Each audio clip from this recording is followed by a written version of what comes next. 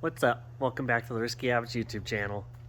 Today, I am kind of finish up of the LS for this thing. So I have the old 5.3 that we've had in it before because it's empty, and we have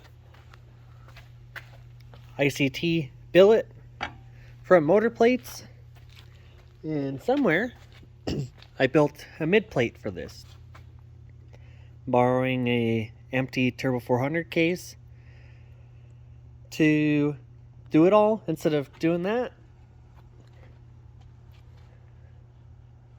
Trying to put that in there. Come on, use your words, Nick. But yeah, new lifter trays, BTR head gaskets, LS7 lifters, new high volume, high pressure oil pump, and these bad boys. Some double adjustable QA1s for the back.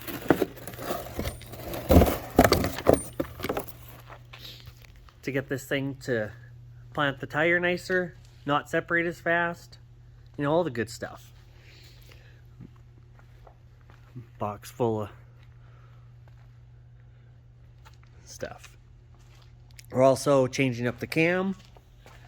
It's another Summit cam. Here's the part number. It is their twin turbo stage 3 or their big single turbo. Supposed to help spool the big turbo faster. Sounds a little choppier from the research that we did, so we're gonna give it a shot. Let's finish putting this bad boy together. Almost finished putting the LS together, except for one ARP stud nut had no threads. So I called the warranty on the box, and that was 2 days ago. And I'll have a new nut today.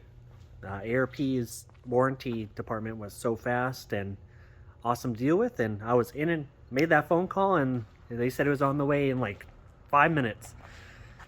So shout out to ARP for that. The engine is wrapped up with the heads on it, ready to get torqued down.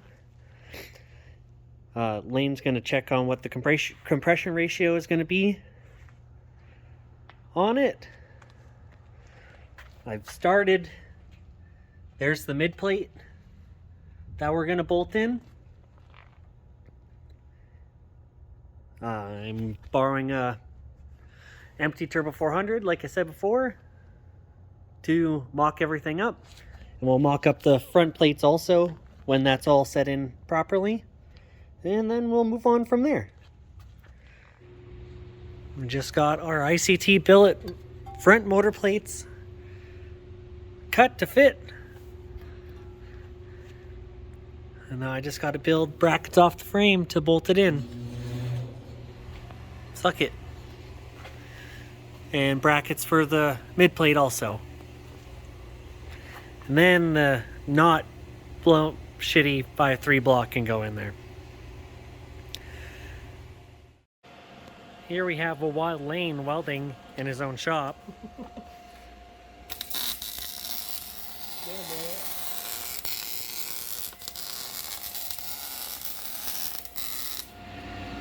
Gonna clean it up, make it not so sharp edges, you know. And it's gotta make the ones for back there. Those are done.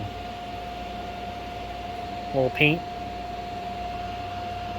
A little bit of 30 pounds of boost, fix her right up.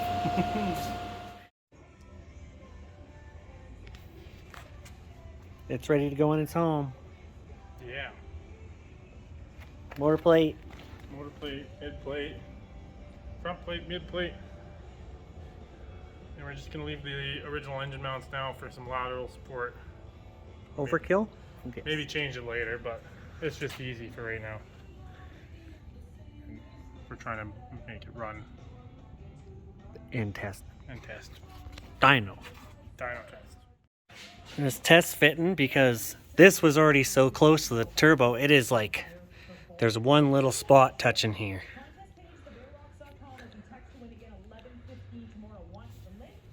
We'll be good. We might have to do a smidge of clearancing.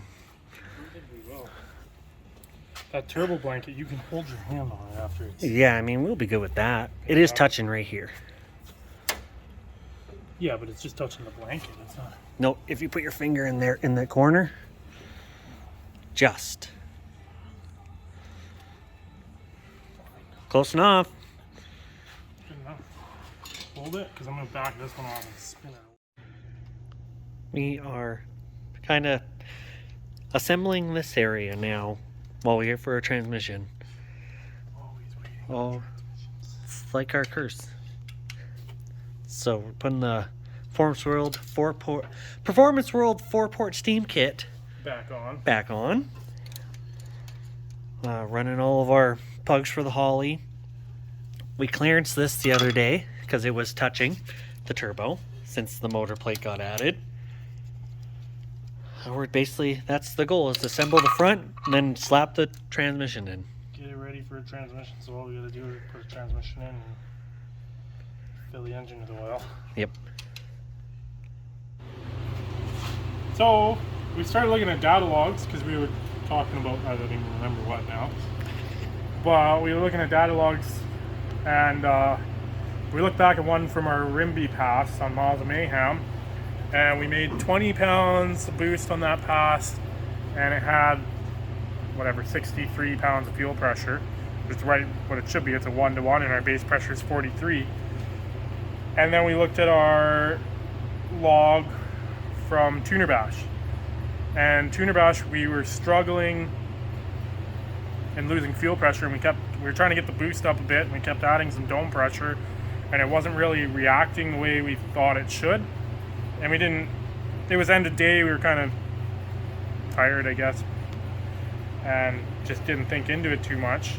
And we noticed our fuel pressure was tapering off, and I said, oh well, we got a fueling problem, whatever, end of season, we're not going to blow the truck up, we'll just pack it up, look into it farther.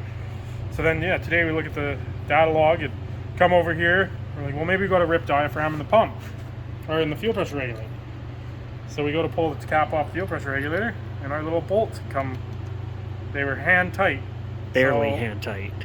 I think what was happening is we were leaking boost out of the top hat, because the way it seals, here, I'll set this down. The way the fuel pressure regulator seals is through this cap, and it seals on the diaphragm itself between the two bodies. So if you're leaking with loose bolts, it would be leaking out around here, not allowing you to get boost pressure down on here to raise your fuel pressure at our 1-to-1 ratio.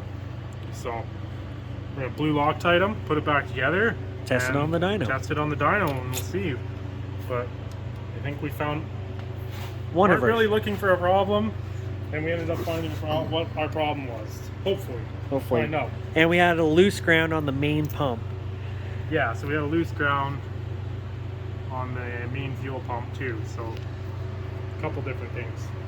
We did drive this 1,700 kilometers. And never nut and never nut and bolted anything. Just said, all right, let's go for an 8. Didn't happen, but you know, here we are. It's off season. This is where you're supposed to find the problems. Blue Loctite will be our friend. Yes. Sorry about the noise from the thing. It's winter in Canada. You'll have to just deal with it. We still got a bunch of hoodies, Boost Weather hoodies, large and extra large.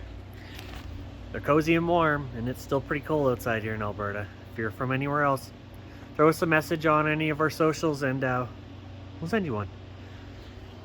Gonna work on a Shopify because we got rid of the website. But drive fast, take chances. Risky habits.